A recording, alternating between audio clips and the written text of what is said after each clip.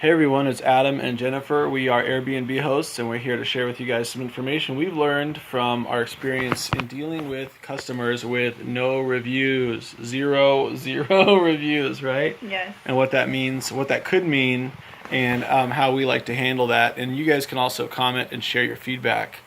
So, Wait, it's best to communicate with us. If you have 0 reviews, don't send us one word. Hi, don't send us one word. don't say we're traveling and then that's it. That's Or it. hello. We recently had a Vietnamese customer. No, the race has nothing to do with it, but this guy was requesting a room for 4 people, and then he showed up with 6 people, and we had virtually no communication. None. When this was an entire month, I sent him 6 or 7 messages, and he did not reply to any of them. He had ample time to contact us and let us know that he is bringing 2 extra guests. Airbnb gives us the right to kick you out. We could cancel if we wanted to, but what we did is we made accommodations for him, And it turned out not to be so bad. That was actually a separate issue. That was because Airbnb's platform somehow said that we would allow extra guests at no charge, which didn't really make any sense to us. So we had to go in there and adjust that to say extra guests cost $300 because there was no setting on Airbnb's platform to say extra guests not allowed. It would only say how much money are you charging to to allow extra guests? So that made it complicated. But when you have a customer with 0 reviews, something we've learned is it's best not to approve them right away. I look for a photo and a government ID. If they don't have a government ID, we say just please upload a government ID for verification.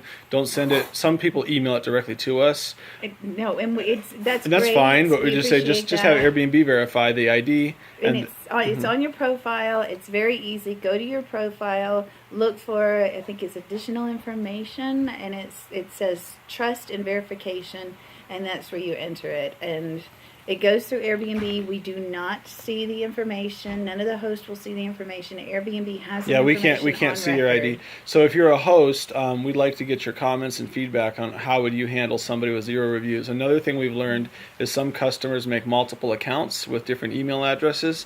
So if they have 0 reviews, but they show an indication that they have used the Airbnb platform before, that's a good sign that they might have had a problem, or they caused a problem with a previous host, or they did something that was shady. Hello.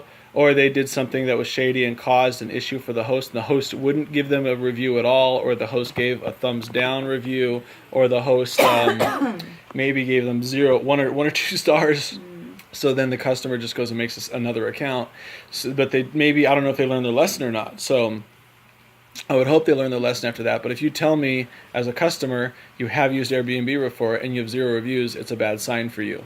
So anything else you want to add? Well, just communication. We rate each other based on communication. Yeah. If you're not going to communicate with us, and you have 0 reviews, or you're asking for something very specific, just communicate. That's the bottom line. This is a lot better than the hotel experience. I mean, we just had somebody forget a valuable piece of camera equipment in their apartment. We rent out 4 different apartments actually where we do our listings, and somebody left a camera battery and a camera charger. And the hotel business would never mail you back your lost belongings. They just say, hey, it's here and lost and found. Come pick it up before somebody else does. So you're getting a lot more than a hotel experience. You're getting a human touch, a human experience. We went out with some of our guests the other day. We took them to a secret spot at the lake. 4-wheel driving. 4-wheel driving. You couldn't do that on your own with the car that they brought. So you get the human touch, you get the human experience, you get I think a lot more than what a hotel offers. And we're undercutting the hotel industry's prices. Out here where we live by Lake Powell, the hotels are charging $275 a night for 2 adults before taxes. Some of them are cheap as $200 for 2 adults before taxes. We're asking around in some cases like we can average $100 for 2 adults. In some cases we're asking like $175 for 4 adults before taxes. So that's a pretty killer deal. So you guys can check us out on Airbnb. You can check out our link in the description below, and then click on there to subscribe and follow us, and we'll give you guys some more tips. But I think our best tip, if you're a host and you get a customer with 0 reviews, communicate with them, get a government ID, see if this is their first time using Airbnb or not, and then kind of the risk is on you. Hopefully they don't cause any problems, and hopefully they didn't do that in the past. You can also call Airbnb, and Airbnb can say, yeah, that looks like they've had no reservations. I learned this today. I called Airbnb and I said, does this guy have any experience with Airbnb before? Because he's been a member since 2013, and he tells me he's traveled with Airbnb, but I see 0 reviews. That tells me the host didn't want to review him at all. Turns out he had 2 different accounts. He had 1 review on the other account, but he was so persistent in asking me for a $90 price for 4 people. I was like, no, we're not going to do that. And he kept asking for a room that only provides for 2 people. Yeah. So He went back and forth. I'm not going to 2 give people, 4 people, 2 people, 1 I'm not going to people. squeeze 4 people into a 2-person room in a shared apartment where other Airbnb guests would be crowded out. So I guess some of the travelers that you got to understand, there's a reason that we put maximum 2 people, maximum 4 people, whatever the case is.